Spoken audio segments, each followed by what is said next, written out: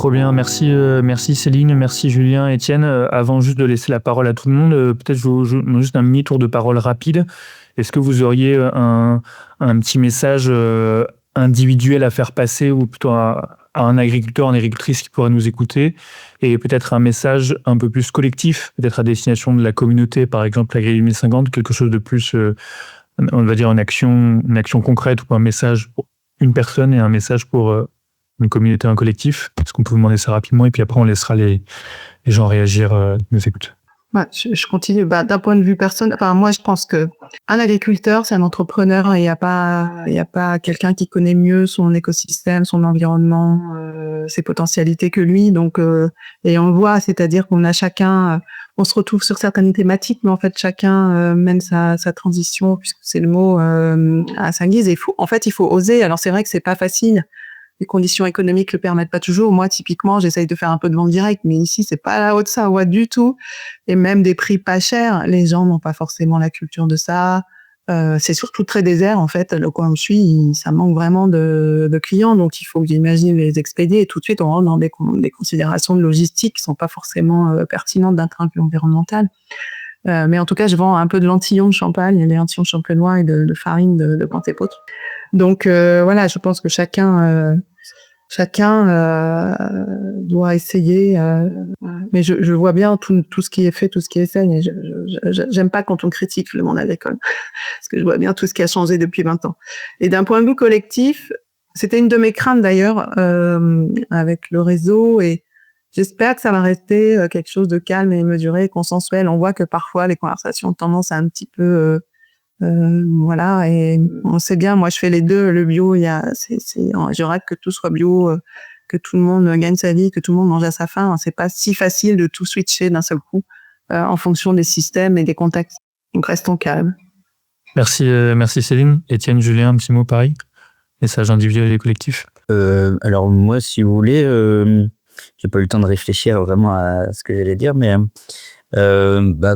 comme Céline disait juste avant, c'est vrai qu'il faut oser quand on a des idées, faut oser et au moins essayer de les mettre en place. Alors de tout faire d'un coup ou pas tout faire d'un coup, voilà, à chacun de faire à son rythme en fait. Mais c'est sûr qu'il faut oser quand on a des convictions, oser les mettre en place. Et c'est vrai qu'il existe en fait, souvent on oppose l'écologie et l'économie. Et je trouve que en fait en agriculture, on peut réussir à faire des projets en fait qui aillent dans le bon sens, dans ce sens-là pour les deux. Et donc en fait, il faut essayer de trouver ces techniques-là, ces solutions-là, pour que en fait, ça soit à la fois plus rentable, on va dire, pour la ferme, et à la fois plus écologique. Alors là, je parle comme un livre, c'est très facile à dire, mais il existe quelque chose qui peuvent le faire. Et nous, en élevage, que ce soit bovin, caprin ou ovin, on a quand même l'herbe, et le retour à l'herbe, clairement, c'est ce qui est, à mon avis, la clé de réussite pour un élevage rentable et écologique. Donc, je pense que c'est la voie à suivre pour les animaux qui sont nourris à l'herbe, quoi. Merci à toi, Étienne. Un petit mot, Julien, et puis après on laisse la parole à la salle. Ouais, me concernant, sur les deux messages, je rejoins assez Céline.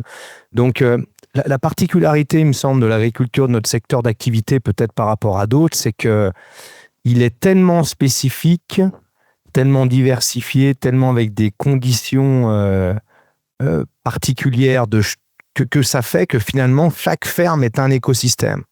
Et du coup, pour faire face à divers enjeux comme l'évolution climatique, atténuer les gaz à effet de serre, l'écologie, tout ça, mais aussi nourrir les gens quand même, avoir ce potentiel-là, en fait, il ne peut y avoir que nous, sur nos fermes qu'on connaît parfaitement, qui pourront décliner un peu, on va dire, les grandes lignes de réflexion, quoi. Et donc, il me semble qu'il faut vraiment bien connaître la problématique, et puis après, il n'y aura pas quelque chose de clé en main pour nous. Donc, il faudra bien qu'on arrive, nous, à le décliner, quoi. Donc, voilà. Et puis, au niveau du collectif et sur Agri 2050, donc, ce qui est positif, vraiment, moi, c'est toutes les discussions qui fusent, les discussions techniques, et de voir qu'on est bien du monde en fait à bouger des lignes et à cogiter, à expérimenter, à oser, comme tu dis, Étienne.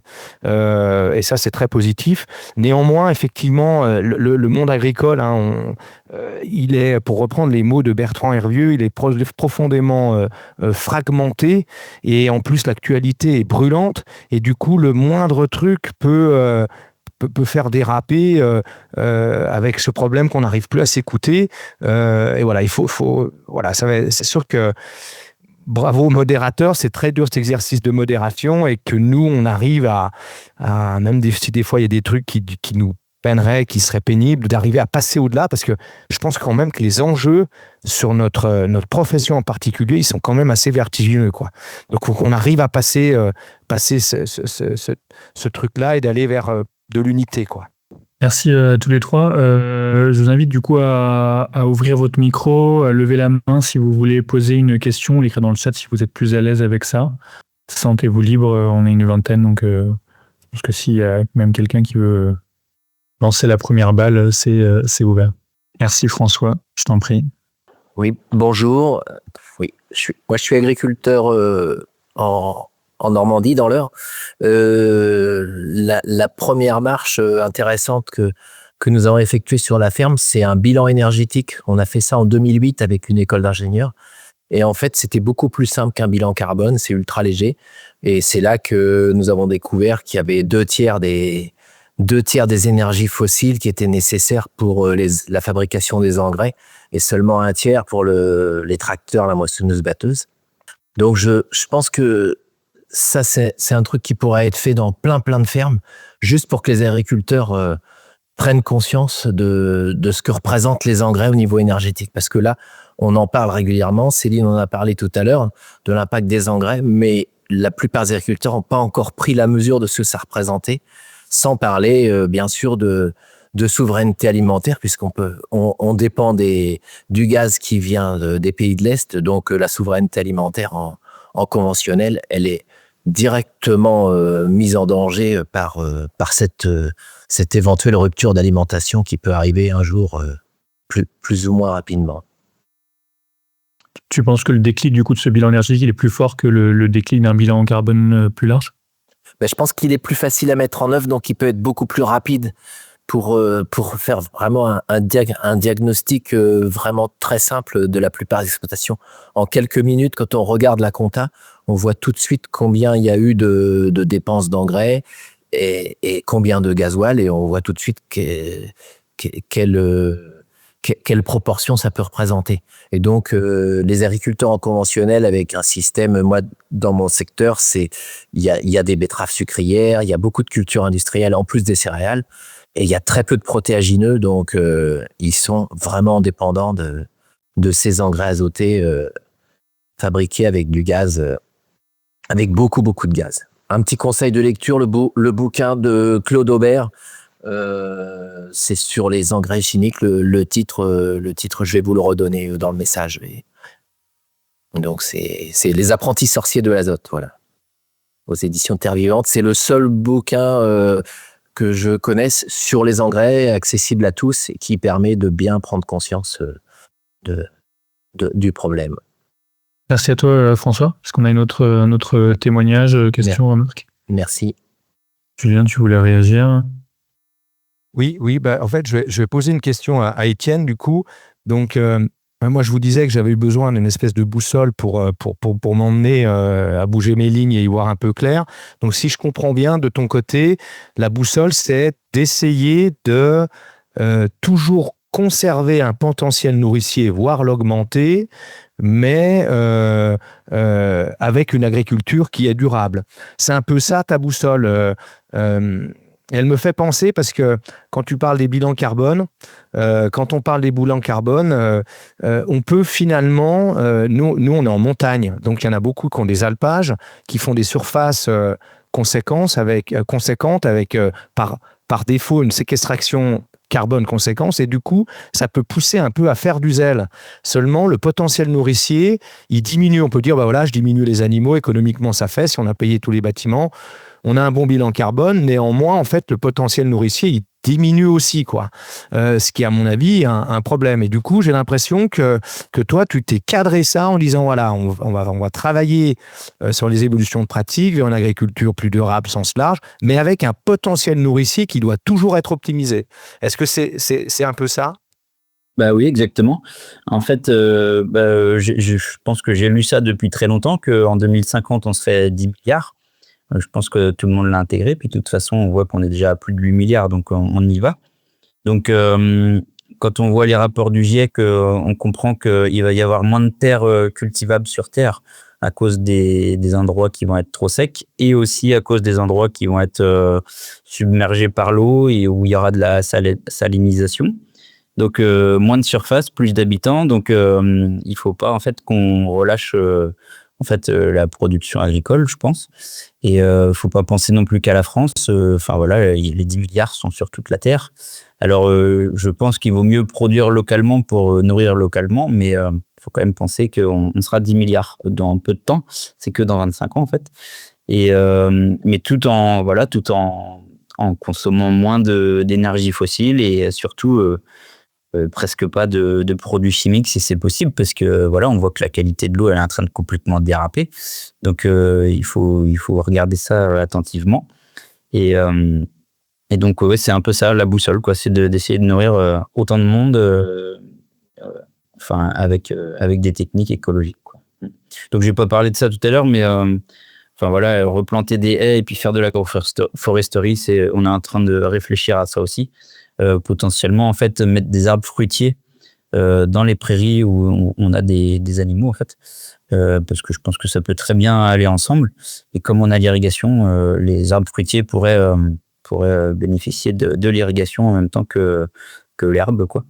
Et puis aussi on a une réflexion qui porte sur l'agrivoltaïsme. On se dit qu'on pourrait mettre une petite partie de notre surface en agrivoltaïsme, puisque ça permettrait de faire de l'ombre aux vaches, parce que on a des étés qui sont de plus en plus chauds.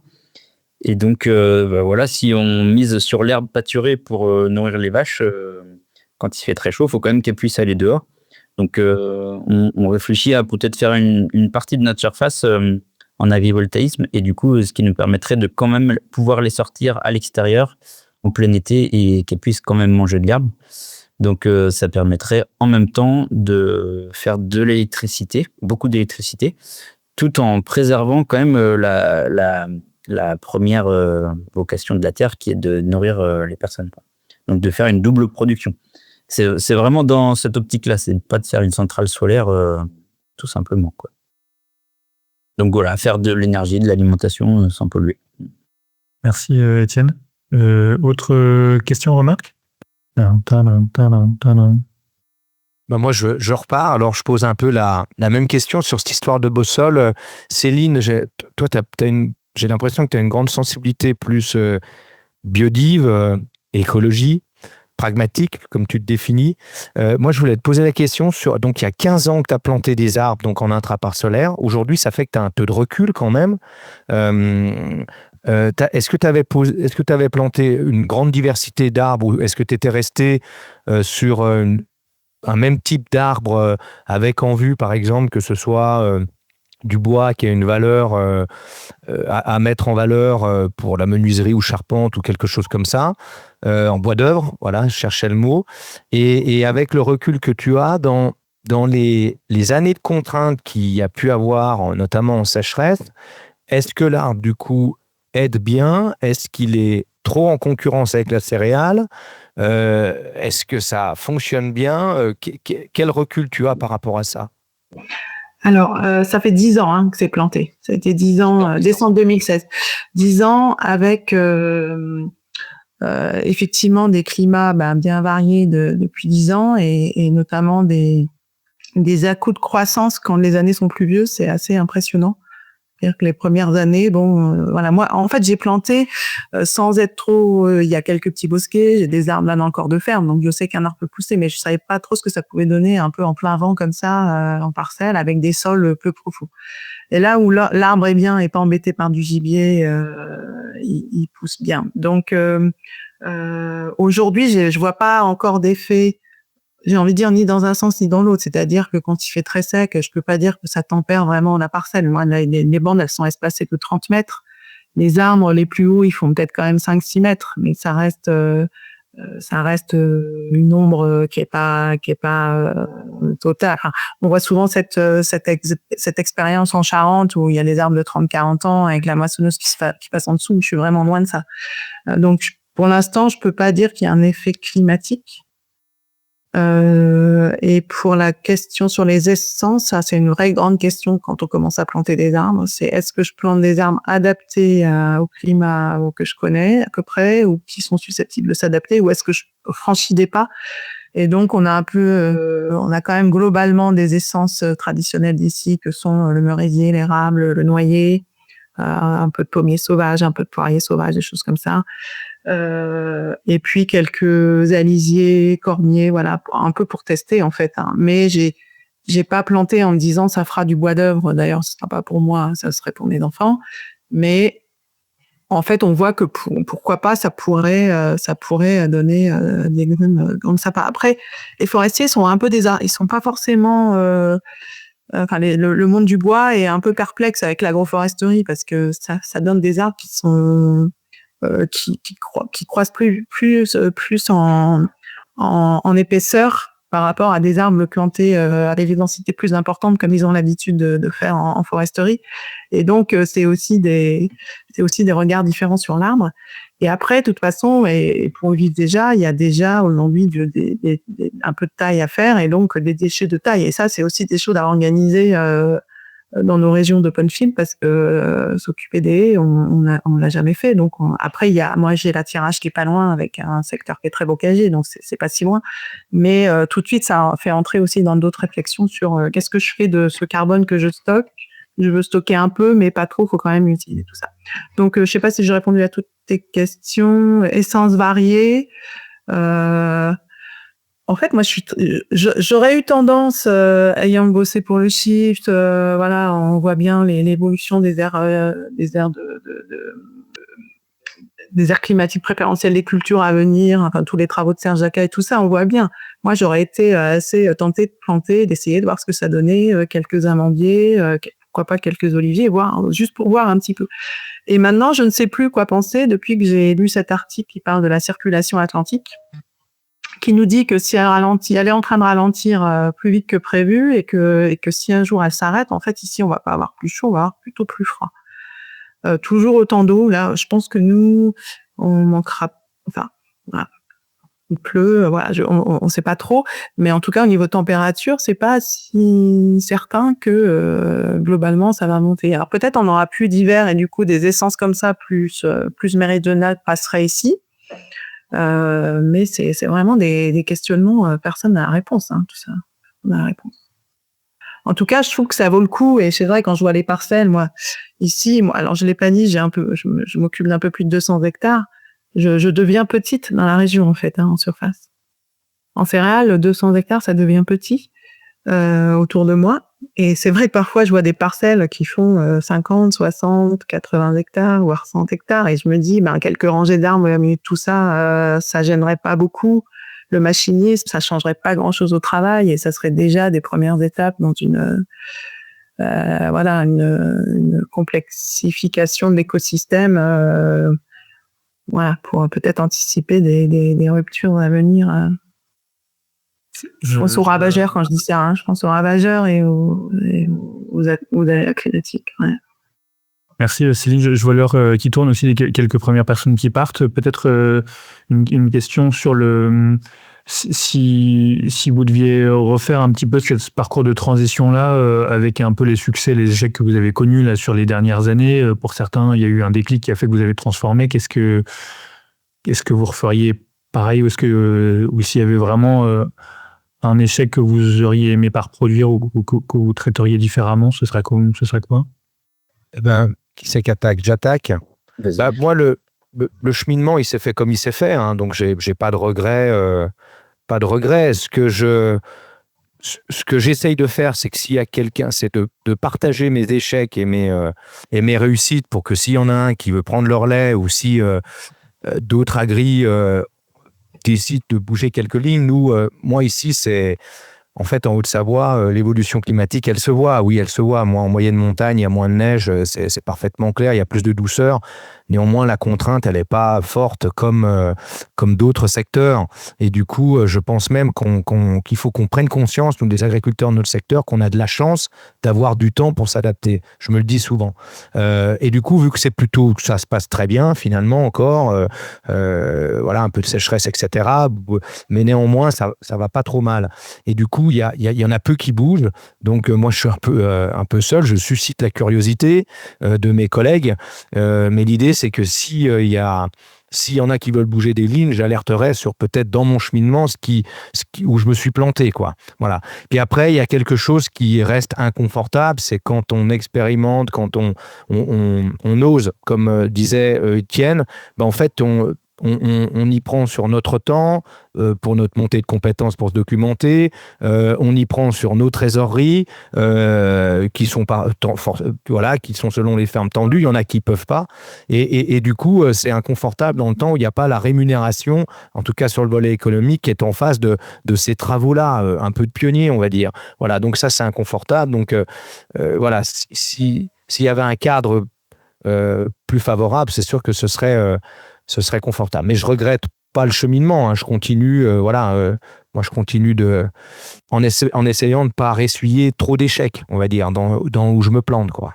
Si je peux répondre, alors nous, en fait, s'il y avait quelque chose à changer par rapport à la transition qu'on a fait, donc on a peut-être un peu cumulé tous les changements en même temps.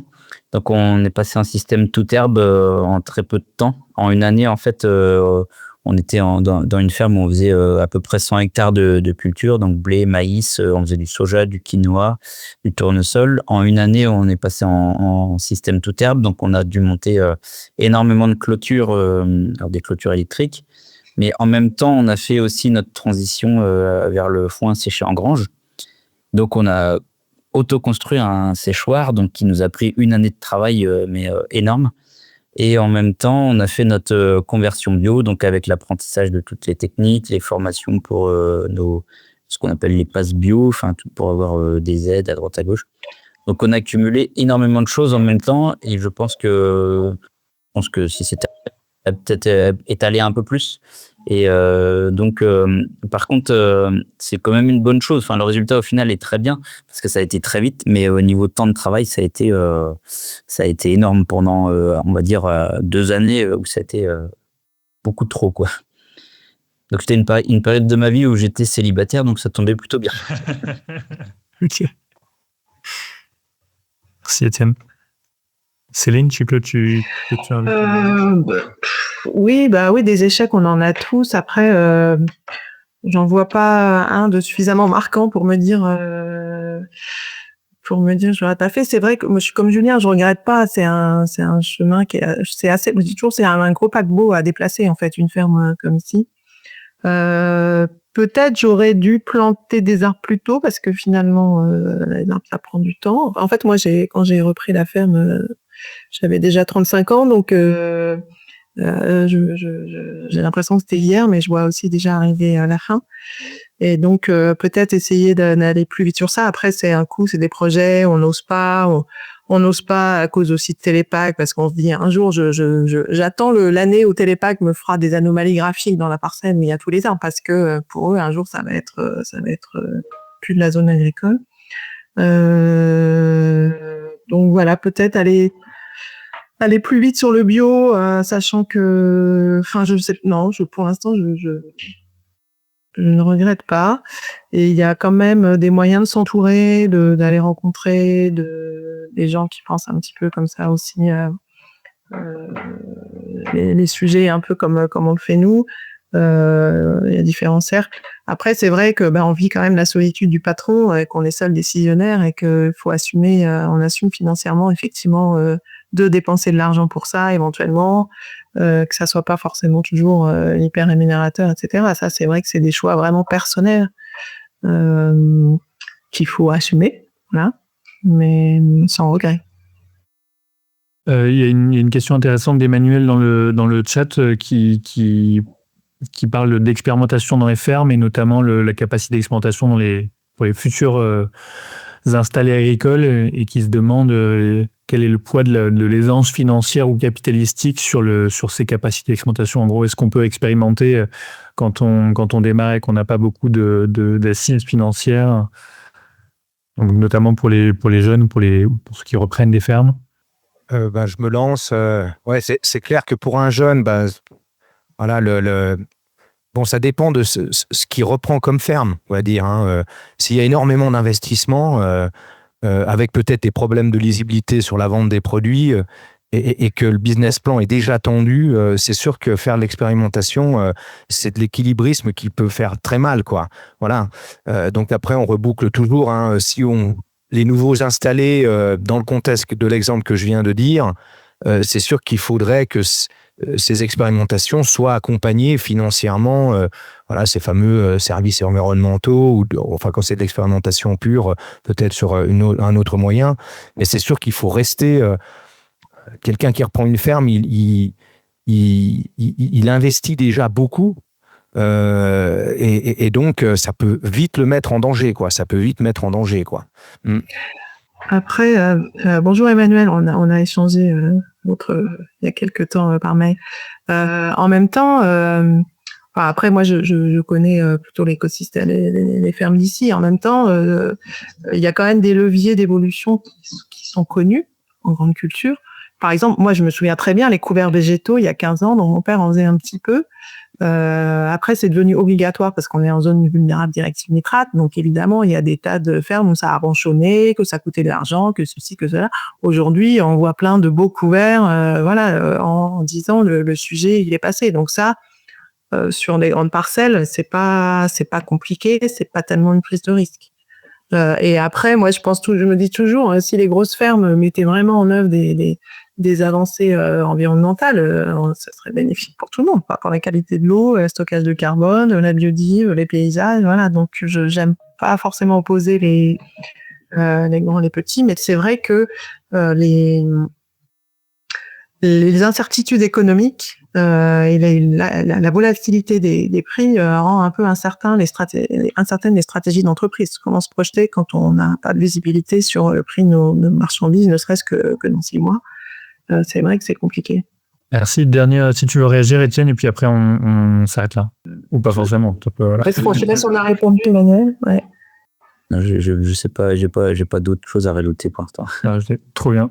Merci en tout cas à tous les trois d'avoir pris ce temps-là. Super chouette. Je pense qu'on pourra même faire des petites capsules, même pour les repartager plus largement, parce que c'était hyper chouette comme témoignage. Du coup, les webinaires enregistrés sera partagé sur le réseau avec le transcript synthétisé aussi. Et puis, on a nos prochains webinaires qui arrivent à partir de début mars. On a fait passer ces informations dans la newsletter qu'on a envoyée hier soir. Merci en tout cas d'avoir pris le temps. À très bientôt et je clôture l'enregistrement.